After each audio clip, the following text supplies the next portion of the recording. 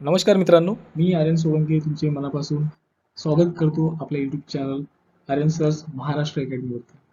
विद्यार्थी मित्रांनो, एमपीएससी संयुक्त पूर्व परीक्षा ग्रुप बी आणि सी 2024 खूप जवळ आलेली आहे आणि त्यानुसार अनेक विद्यार्थ्यांना असा संभ्रम असतो की विषयानुसार महत्त्वपूर्ण टॉपिक कसे रिवाईज करायचे आहे आणि कुठले टॉपिक रिवाईज करायचे आहे. तर त्या संदर्भात आपण हा व्हिडिओ घेऊन आलेलो आहे, ज्यामध्ये सर्व विषयानुसार महत्त्वपूर्ण टॉपिक जे आहेत तर ते तुम्हाला इथे मिळतील आणि आपण ते डिस्कस करूया.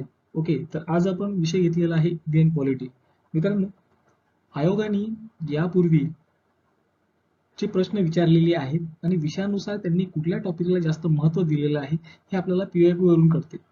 पीवायक्यू मध्ये जे जे टॉपिक महत्त्वपूर्ण असतात ते सर्व टॉपिक आपण इथे घेतलेले आहेत, ज्यामध्ये आयोगाने वारंवार प्रश्न विचारण्याचा कल आपल्याला दिसून पडतो. ओके मित्रांनो, यापूर्वी एक गोष्ट सांगायची आहे की संयुक्त पूर्व ग्रुप बी आणि सी या परीक्षेमध्ये 7 विषय आहेत.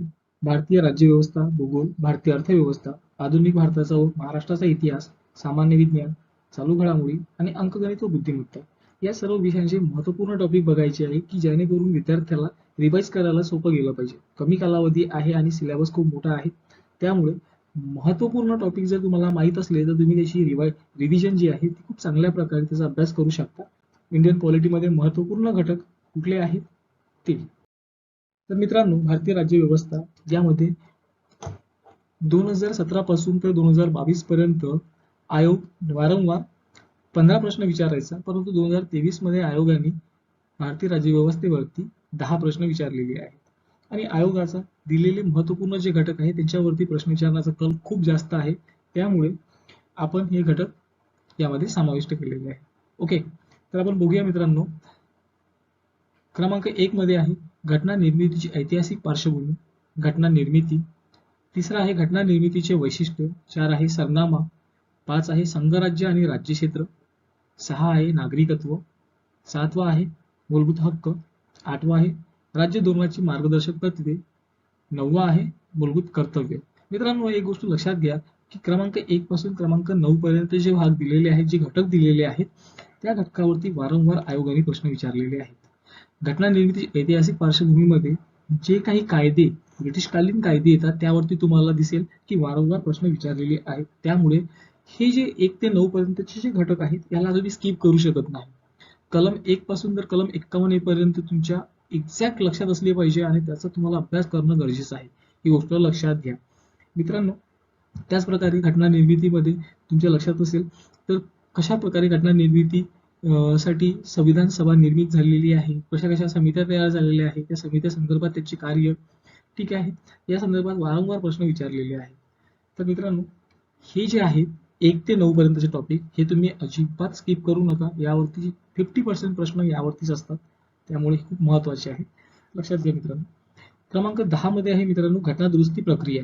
लक्षात घ्या मित्रांनो की घटना दुरुस्ती प्रक्रियावरती अनेक वेळा आयोगाने प्रश्न विचारले आहेत, त्यामुळे तुम्ही या टॉपिकला स्किप करू शकत नाही.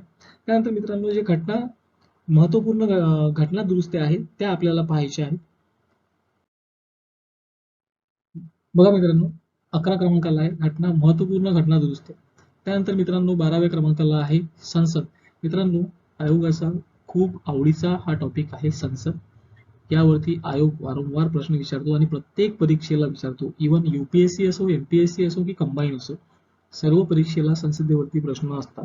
ही गोष्ट काळजीने लक्षात घ्या आणि हा टॉपिक खूप चांगल्या प्रकारे करा, कारण याच्यावरती 1-2 प्रश्न नक्कीच येतात. ओके, तर मित्रांनो, संसदेमध्ये तुम्हाला माहिती आहे की लोकसभा, राज्यसभा आणि राष्ट्रपती हे महत्वपूर्ण 3 अंग आहेत आणि यानुसारच संसद निर्मित झालेली आहे, ज्याला आपण आपलं कायदेमंडळ सुद्धा म्हणतो. तर मित्रांनो, या संदर्भात चांगल्या प्रकारे आणि व्यवस्थितपैकी बायफर्गेट करून लोकसभा आणि राज्यसभाला पद्धतशीर अभ्यास करा, जेणेकरून संसद खूप सोपा विषय तुम्हाला वाटेल, किचकट वाटणार नाही. ओके, त्यानंतर आहे मित्रांनो राष्ट्रपती आणि उपराष्ट्रपती. नंतर आहे मित्रांनो केंद्रीय मंत्रिमंडळ, जे आपण म्हणतो त्याच्यामध्ये पंतप्रधान व मंत्रिमंडळ येतं. त्याचा तुम्हाला चांगल्या प्रकारे अभ्यास करायचा, कारण यावरती वारंवार प्रश्न आयोगाने विचारलेले आहेत. त्यानंतर आहे मित्रांनो 15व्या क्रमांकाचा निवडणूक आयोग. मित्रांनो, निवडणूक आयोगवरती प्रत्येक परीक्षेला प्रश्न आहे आणि आयोगाचा हा खूप फेवरेट टॉपिक आहे. केंद्रीय निवडणूक आयोग आणि राज्य निवडणूक आयोग. मित्रांनो बघा, यामधले जे की महत्वपूर्ण टॉपिक आहेत ना, जे चालू घडामोडीमध्ये जे चर्चेत असतात ना, त्यावरती नक्कीच प्रश्न असतात. ओके, तर निवडणूक आयोग हा चर्चेचा विषय असतो. नेहमीच कुठल्या ना कुठल्या कारणाने, त्यामुळे याला चांगल्या प्रकारे करा. ओके. त्यानंतर आहे मित्रांनो राज्य विधानमंडळ. राज्य विधानमंडळामध्ये मित्रांनो तुम्हाला माहिती आहे की विधानसभा आणि विधान परिषद, त्यानंतर राज्यपाल यांना पण सुद्धा तुम्ही तुलनात्मक अभ्यास करा, जेणेकरून काय होईल की तुम्हाला हा टॉपिक एकदम इझी वाटेल. आणि राज्य विधिमंडळाचे जे राज्य मुख्यमंत्री आणि मंत्रिमंडळ असतं त्याच्यावरती सुद्धा प्रश्न आहे, तर त्याचा तुम्ही थोडासा चांगल्या प्रकारे अभ्यास जर केला आणि त्यांचे कार्य, अधिकार, कक्षा ह्या जर तुम्ही बघितल्या तर तुम्हाला लक्षात येईल की हा कठीण विषय नाहीये, एकदम सोप्या पद्धतीने तुम्ही ते करू शकाल. ओके. त्यानंतर आहे मित्रांनो 19वा आहे महान्यायवादी व महाधिवक्ता. ओके. त्यानंतर आहे 20 न्यायमंडळ. मित्रांनो सर्वोच्च न्यायालय आणि उच्च न्यायालयावरती प्रश्न तुम्हाला माहिती आहे, सांगण्याची गरज नाहीये, परंतु प्रत्येक परीक्षेमध्ये आयोगाचं प्रत्येक परीक्षेमध्ये यावरती प्रश्न दिलेली आहेत. त्यामुळे न्यायमंडळाचा अभ्यास करताना, सर्वोच्च न्यायालयाचा अभ्यास करताना एका बाजूला सर्वोच्च न्यायालय आणि एका बाजूला उच्च न्यायालय असं त्याचं डिवाइड करून त्याचा जर तुम्ही अभ्यास कराल तर तुमच्या लक्षात येईल की बऱ्याचशा गोष्टींमध्ये हे सिमिलर पैकी यांना अधिकार दिलेले आहेत. फक्त फरक एवढा आहे की उच्च न्यायालय हे राज्य स्तरावरती त्यांचे अधिकार आहेत आणि सर्वोच्च न्यायालयाचे हे केंद्रीय स्तरावरचे.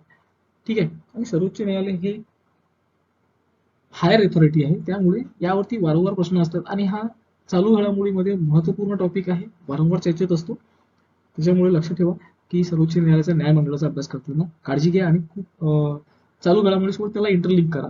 ओके. त्यानंतर आहे मित्रांनो 21व्या क्रमांकाला पंचायत राज. विद्यार्थी मित्रांनो पंचायत राज हा विषय खूप चांगला आहे आणि ऍक्च्युली जर तसं बघितलं तर पॉलिटीमधला हा एक वेगळा भागच निघतो. परंतु जर योग्य रीतीने जर याचा अभ्यास केला तर हा काही क्लिष्ट नाहीये.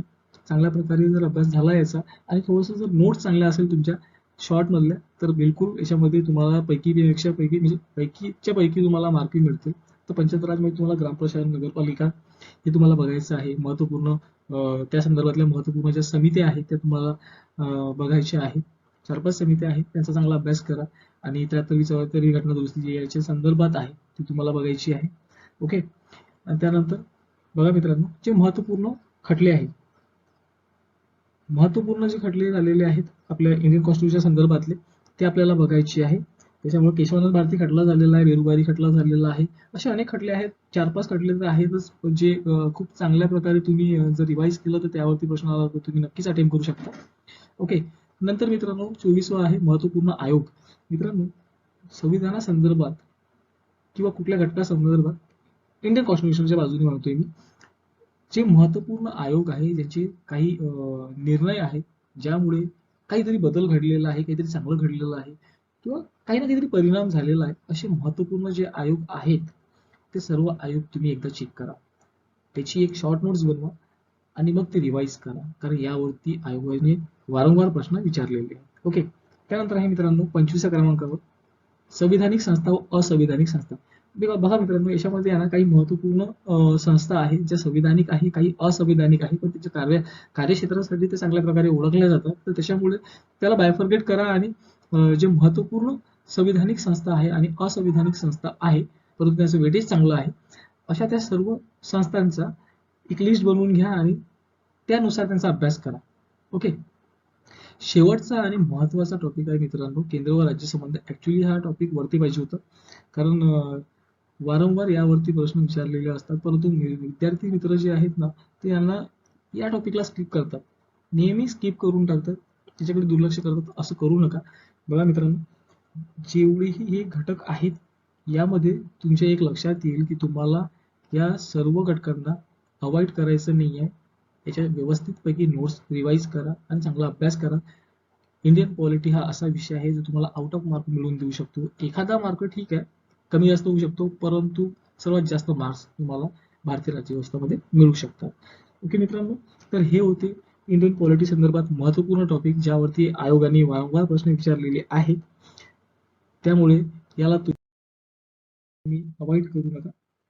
नक्कीच या व्हिडिओचा तुम्हाला फायदा होईल. जर आवडला असेल व्हिडिओ तर लाईक, शेअर आणि सबस्क्राईब करा. Thank you so much.